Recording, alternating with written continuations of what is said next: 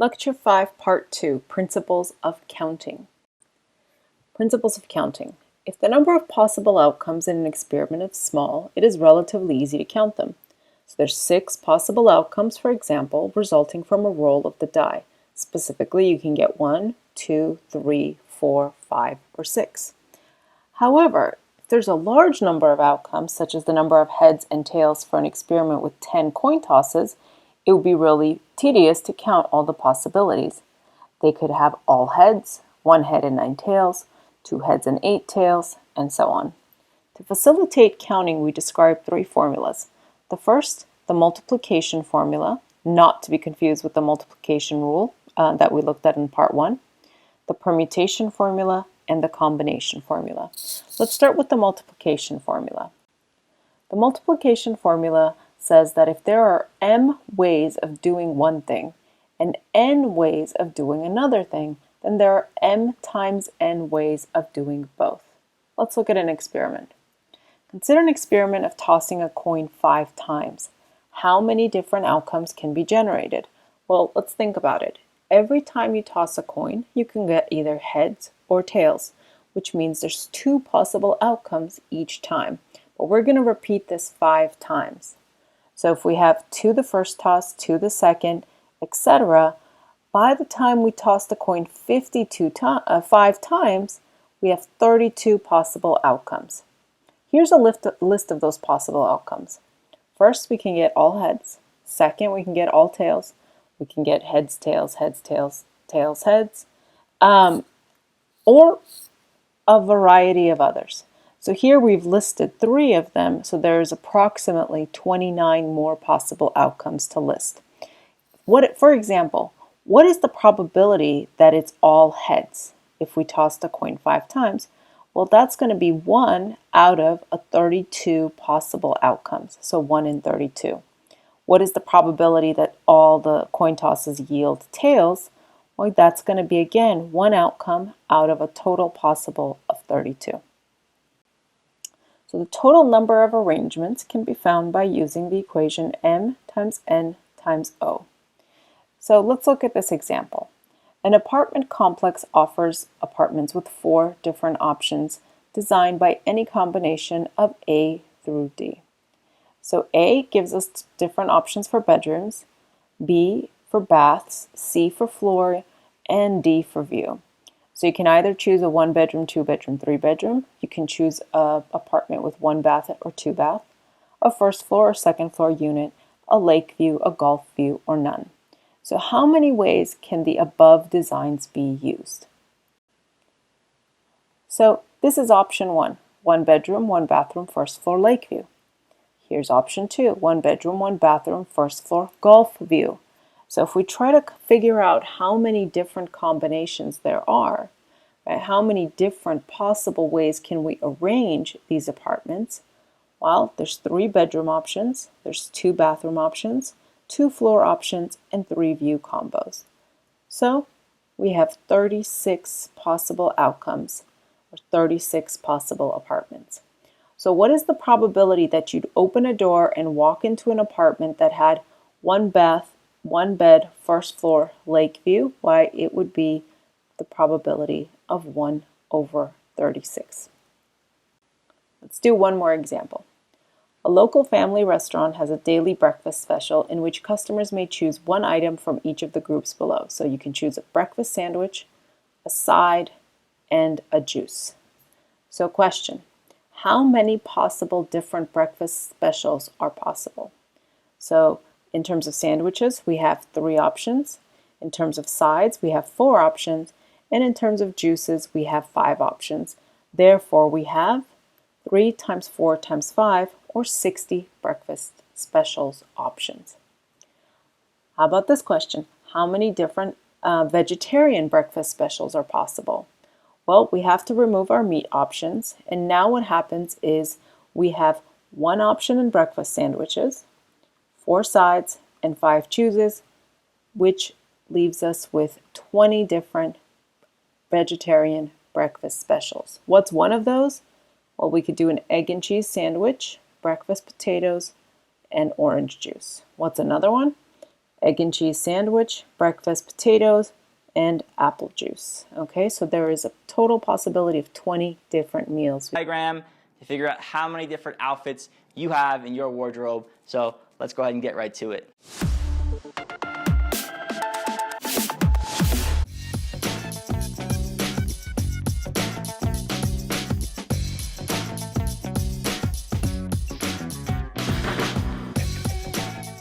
Welcome back, everyone, and thanks for joining us on this lesson where we are going to explore how we can use tree diagrams to find possible outcomes.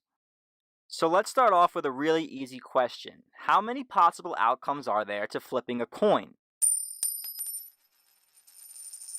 Well, we should know that we only have two possible outcomes. We can either get heads or we can get tails.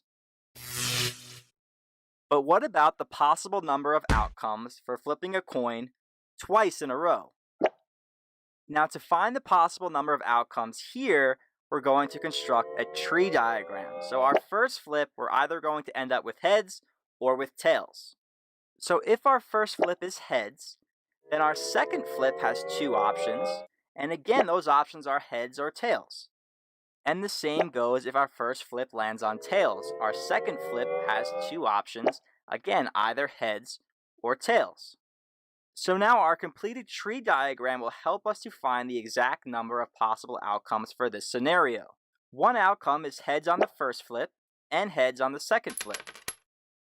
Another is heads on the first flip and tails on the second flip.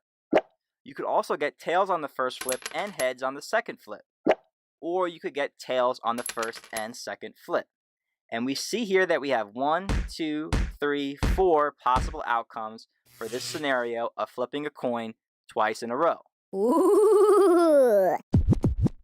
So now we're ready to extend our understanding of tree diagrams to a more complex example where we're going to help Josh figure out how many different outfits he can make with what he has in his wardrobe. So what we're looking to find is what is the total number of different combinations of outfits that we can make with the following choices. So he has 3 tops, a blue t-shirt, a gray hoodie, and a red plaid dress shirt. He also has 2 pairs of jeans to choose from, blue jeans and black jeans. And finally, he has 3 pairs of sneakers, which are running shoes, casual shoes, and high tops. So now with these options in mind, we're ready to construct a tree diagram to explore how many different combinations exist for his outfit. So let's start off with tops first. He has 3 choices. So we have 3 branches, and one is the blue t-shirt, one is the gray hoodie, and one is the red plaid dress shirt. Now for each top, there are 2 options for jeans. So we make 2 branches from each option for a top and show either the blue jeans or the black jeans. And finally, each pair of jeans has 3 options for sneakers. So I draw 3 branches from each pair and include each option of sneaker. So now we have completed our tree diagram, and now we can use it to figure out the total number of possible combinations. Now, for example, one of these outfit combinations is the blue t-shirt with black jeans and casual sneaker.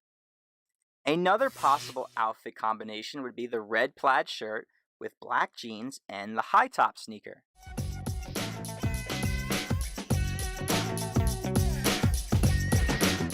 And we can figure out the total number of different outfit combinations by counting all of the shoes in the bottom branches of the tree diagram. And if we count all of these shoes, we should get a total of 18 different outfit combinations. Now here's a little shortcut for finding this total number without actually constructing a tree diagram. Notice if we take 3, the total number of tops, 2, the total number of jean choices, and 3, the total number of sneakers, and multiply those 3 values together, 3 times 2 times 3, okay? We know that 3 times 2 is just 6, and 6 times 3 is equal to 18, which was the total number of outfit combinations that we found by using the tree diagram.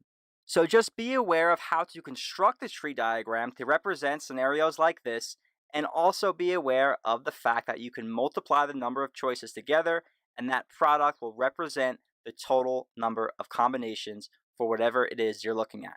So in this scenario, Josh had 18 outfit combination choices, and it looks like he went with the red plaid shirt with black jeans and high tops. Not bad, looking good. We'll see you guys next time. Peace. We can create. When we're looking at ways to arrange items in a set, we start to use the equation of factorials. Factorials show us how many different ways there are to order or arrange a set of items. The equation for a factorial, or n factorial, is found by taking n times n minus 1 times n minus 2 all the way up to n minus n minus 1. Okay? So basically, you can think of this as a countdown. So for example, if we look here at this example, 3 factorial is 3 times 2 times 1, which is 6. So if you had 3 items, there's 6 different ways to arrange them. So if you had 1, 2, 3 items here, I could arrange these items into 6 different ways. If we had 5 items to arrange, we could arrange them in 120 ways, found by taking 5 times 4 times 3 times 2 times 1. One really important characteristic or finding in factorials is that 0 factorials is equal to 1. Basically, the simplest way to think about this is to think, how many ways are there to arrange nothing? There's one way to arrange nothing. The next video will show you a few different mutations of factorials and how to work with them. This video does not have sound, just solutions.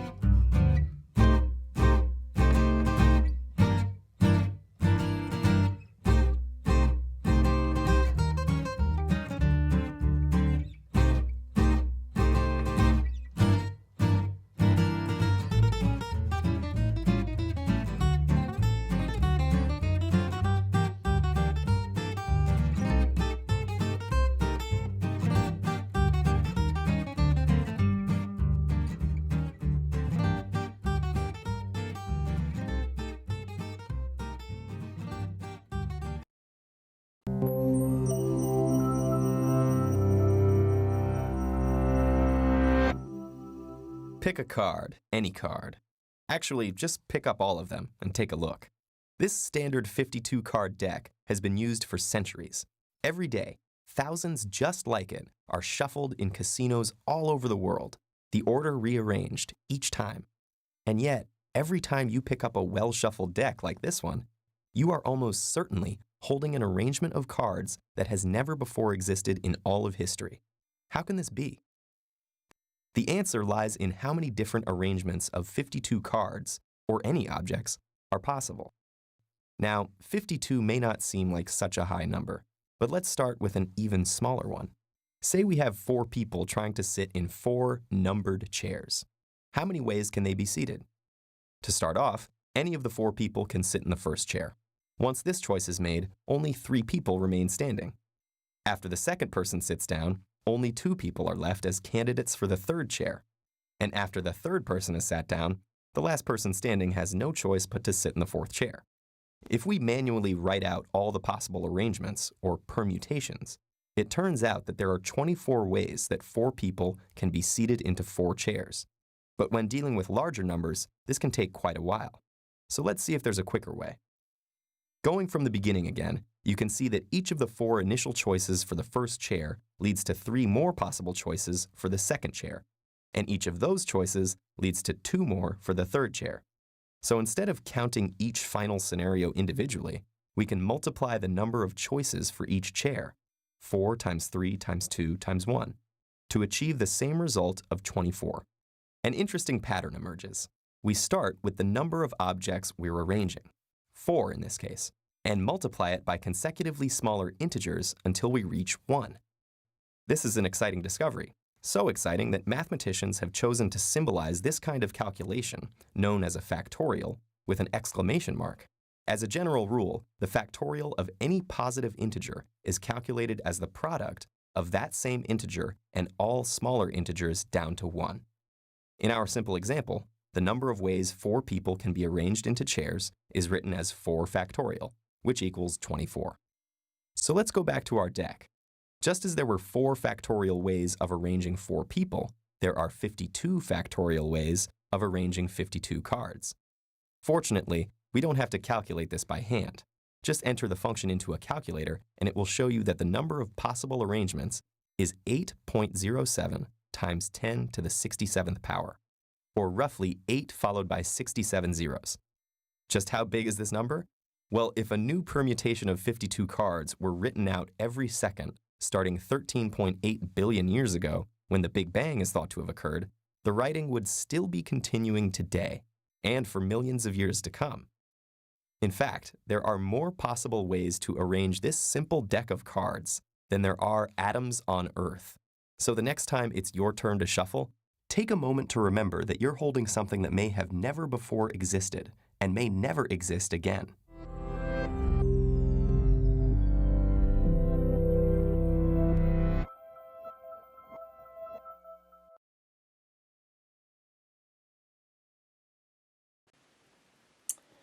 All right, now we come to permutations and combinations. So this is all about the number of ways of selecting R items out of N items. Repetitions are not allowed when we're looking at the permutations and combinations. So the permutations, we say order matters. The order of selection is important. What are some clue words? Clue words for knowing that you should be using permutation process would be arrangement, schedule, order. In terms of combinations, the order doesn't matter. The order is irrelevant.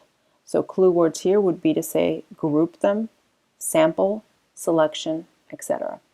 Let's start with an example. So permutation order matters. 7 people are getting ready to run in a race. How many different ways can we award gold, silver, and bronze medals? So let's start in the beginning. We have 7 people that start in the race. How many people can effectively come in first? How many possible people can come in first? Why, initially at the start of the race, everyone has a chance of winning, and therefore 7 people can come in first. Okay, so first place, Gary runs and wins first place. After Gary wins first place, how many people can now win second place? Well, how many people do we have remaining? 6. Okay, so 6. Elizabeth happens to win second place, and therefore now we have 5 people remaining and they can all compete for third. So here we have 7 times 6 times 5, which tells us that if we have 7 people in a race from which we select 3 winners, there's 210 ways we can select them. And specifically, these are unique ways to select them. For example, an ordering of Andy, Billy, Carrie, Andy being first, Billy being second, Carrie being third, is different than Carrie being first, Billy being second, and Andy being third. So that's why we use permutations in this case, because order matters. A more formal approach would be looking at permutations with an equation. The equation for a permutation is found by looking at n factorial, which is the total number of objects, and in our case it was the number of people getting ready to run in the race, divided by n minus r factorial. R is the number we selected out of the whole, which in our case was 3 winners. Let's formalize that process in the equation. So we had 7 people running in the race. We selected 3 winners. So our numerator is 7 factorial, and our denominator is 7 minus 3 factorial. Notice what's happening here. Here's 7 factorial, and on the bottom is 4 factorial. So let's basically start removing all the like terms, canceling things out, and notice the entire denominator gets canceled out, as well as 4, 3, 2, 1 in the numerator, and all we're left with is 7, 6, and 5, which is 210 ways. This is exactly what we did in the previous step, in our previous slide. What about combinations? What if order didn't matter? So let's start again. 7 people are getting ready to run in the race. And instead of worrying about awarding first, second, and third place, let's say the top 3 all got $1 million for winning the race. All right. So first, initially, as the race begins, how many people can win? Just like before, we have 7, then 6, then 5. Now, of course, we know that yields 210 ways of winning. But where does the combination rule come in? Well, in the case of winning the top 3, if Elizabeth is first, Fred is second, and Gary is third, that's the same as if Gary's first, Fred is second, and Elizabeth is third. Those are the same exact outcomes because everyone in the top 3 is getting the award. So what we're going to put in the denominator here is the number of repetitions or redundancies. So the number of redundancies in this case is 3 factorial. So 3 factorial, right, that's the number of objects we're selecting, is equal to 6. So 210 divided by 6 says that there's 35 unique ways of awarding these 7 people into top 3 positions. Let's formalize the combination rule in an equation. So the combination rule is found by taking n factorial divided by r factorial times n minus r factorial. And so in our example, we had 7 people in the race, we had 3 objects we selected from the whole, and we had 7 minus 3 factorial. So here again we can cancel out the like terms. So 4, 3, 2, 1 on the numerator and denominator get canceled out. Then we have 3 times 2 times 1. And actually what you can do is you can actually cancel out the 6 with those. And so all you're left with here is 7 times 5, which is 35 combinations.